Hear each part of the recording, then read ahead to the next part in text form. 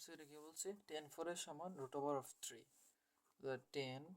4a সমান root over of 3 হলে a এর মান কত তাহলে আমরা a এর মান বাইর করি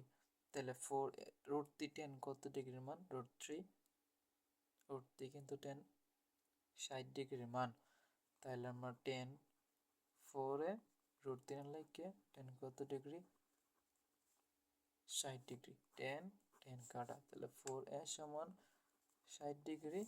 এর মান কত এর সাথে 4 আছে কোন অবস্থায় এদিকে গেলে কি ভাগ কত 60 এর 4 ভাগ দিলে 15 ডিগ্রি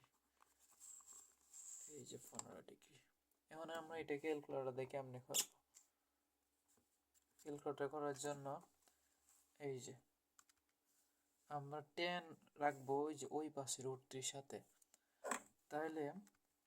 10 ওই পাশে নিয়ে লাগা 4 থাকবো আর এ থাকবো এখানে লিখে আমি x লিখে লাই সমান ওই পাশে গেলে লাগা 10 ইনভার্স 10 হয়ে যায় ইনভার্স 10 কেমনে শিফট আর 10 এর মাঝে দিলে ইনভার্স 10 হয়ে গেছে কত root over of 3 root over of 3 এখন শিফট ক্যালকুলেট পরে সমান চাপ এখন আমার এই যে x মান বাইরে হয়েছে যে 15 ডিগ্রি